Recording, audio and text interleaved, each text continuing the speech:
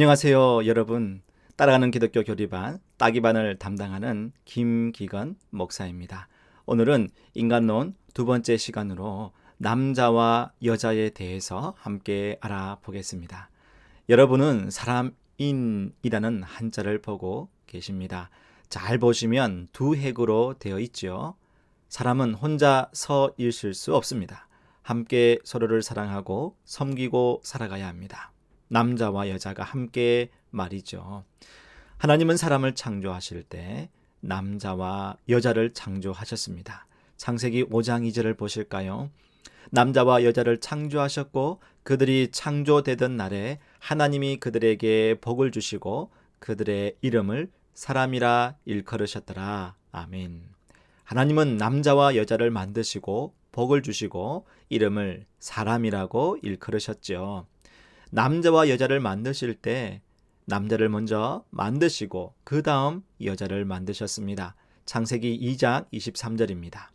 아담이 이르되 이는 내 뼈 중에 뼈요 살 중에 살이라. 이것을 남자에게서 취하였은즉 여자라 부르리라 하니라.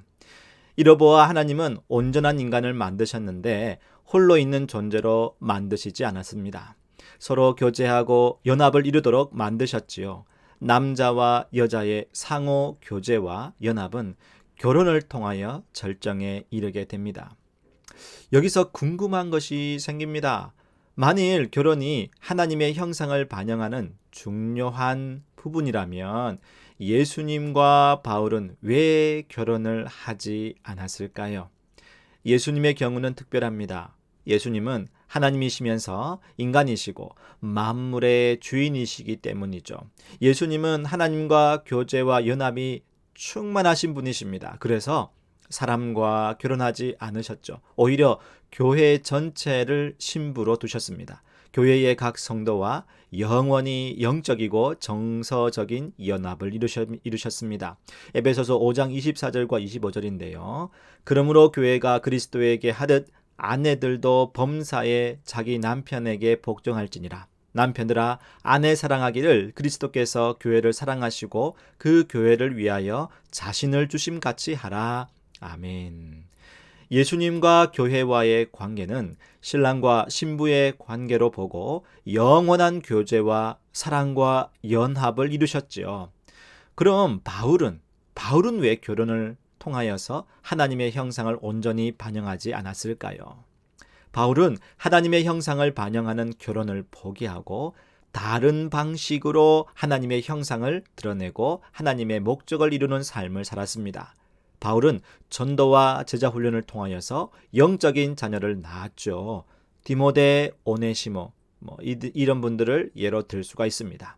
바울은 교회의 공동체를 든든히 세워나가면서 성도들로 하여금 하나님의 성품을 반영하고 하나님의 영광을 드러내는 삶을 살도록 했습니다. 다시 돌아와서요. 삼위 하나님은 남자와 여자를 만드실 때 삼위 하나님의 교제와 소통과 영광을 함께 공유하셨던 것처럼 아담과 하와도 서로 간의 사랑과 소통과 명예를 공유할 수 있도록 인격과 인격 간의 관계로 만드셨습니다.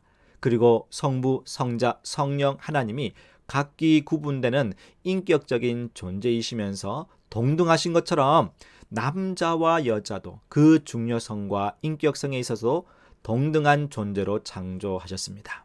남자와 여자가 동등하게 하나님의 형상이라는 거죠. 창세기 1장 27절입니다. 하나님이 자기 형상 곧 하나님의 형상대로 사람을 창조하시되 남자와 여자를 창조하시고 남자와 여자는 하나님의 동등한 형상으로서 하나님에게 동등하고 소중하고 동등한 가치를 가지고 있죠. 남자나 여자는 어느 성이 우월하다거나 열등하다고 할 수 없습니다. 그래서 남자와 여자는 서로 존대해야 합니다. 남자와 여자는 똑같이 중요하고 서로 의존적이며 둘 다 존대를 받아야 한다는 거죠. 고린도전서 11장 11절에서 12절 말씀인데요.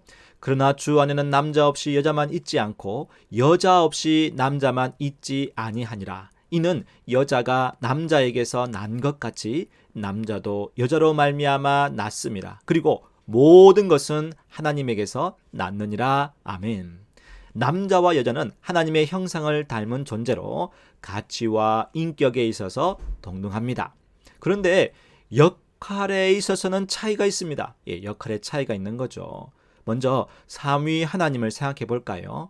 삼위 하나님의 위격과 신성에 있어서는 영원히 동등하죠. 그런데 역할에서는 차이가 있습니다.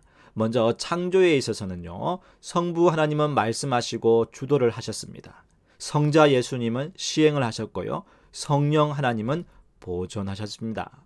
구원에 있어서는요, 성부 하나님은 성자 예수님을 이 세상에 보내셨고요, 성자 예수님은 이 땅에 오셔서 성부 하나님에게 복종하셔서 죽으셨습니다.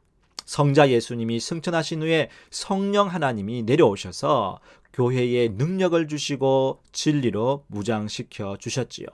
삼위 하나님은 이처럼 독특한 역할과 기능을 하셨습니다. 인간도 마찬가지입니다. 하나님의 성품을 반영하는 존재로서 남자와 여자 사이에 인격과 가치에 있어서 동등하지만 역할에 있어서는 차이가 있습니다. 고린도전서 11장 3절입니다. 그러나 나는 너희가 알기를 원하노니 각 남자의 머리는 그리스도요, 여자의 머리는 남자요, 그리스도의 머리는 하나님이시라. 성부 하나님이 성자 예수님보다 존재와 신성과 위격에 있어서는 높은 것은 아니지만 권위에 있어서는 머리인 것처럼 남자도 여자보다 존재와 인격과 가치에 있어서는 높은 것은 아니지만 권위에 있어서는 머리라는 것입니다. 그럼 역할의 차이를 구체적으로 어디에 근거를 보고 우리가 좀 찾아볼 수 있을까요? 남자가 힘이 세니까 이런 역할, 여자는 부드럽고 연약하니까 저런 역할, 이렇게 나뉘었을까요? 아니요. 성경에서 한번 찾아볼까요? 먼저는요, 아담이 가정에서 리더십의 역할을 하게 하셨습니다. 창세기 2장 22절인데요.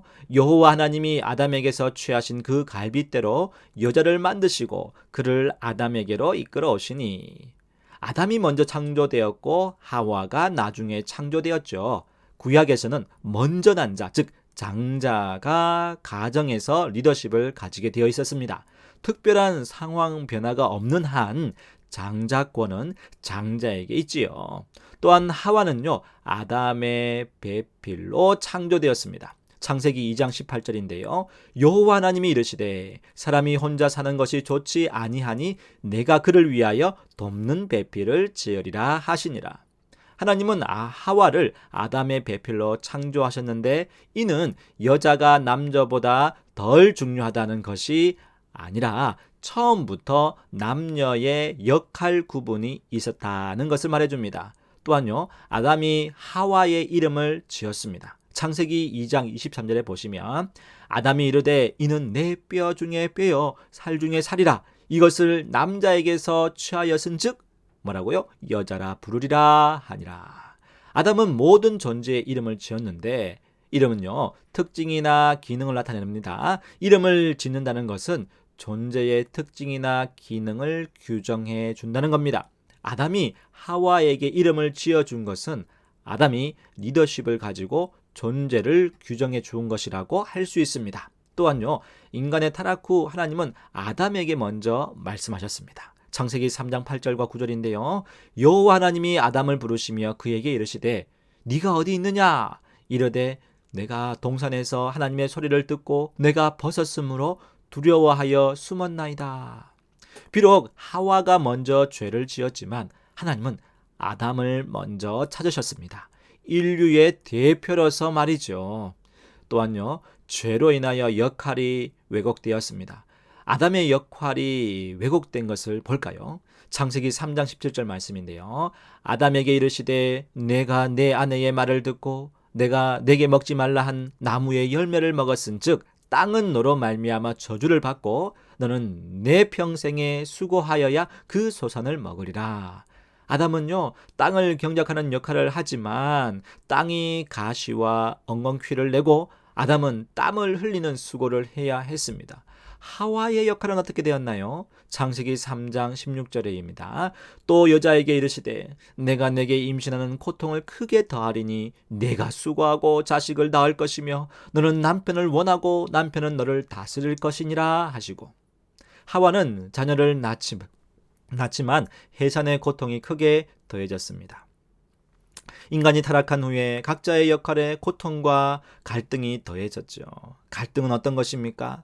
아내가 남편을 원한다는 의미에서 그 갈망이 남편을 휘어잡으려는 갈망으로 나아간다는 것입니다. 또한 남편은요, 아내를 다스린다는 말에서 군주적 통치로 아내를 대한다는 거죠. 각자의 역할의 고통과 갈등이 더해졌습니다.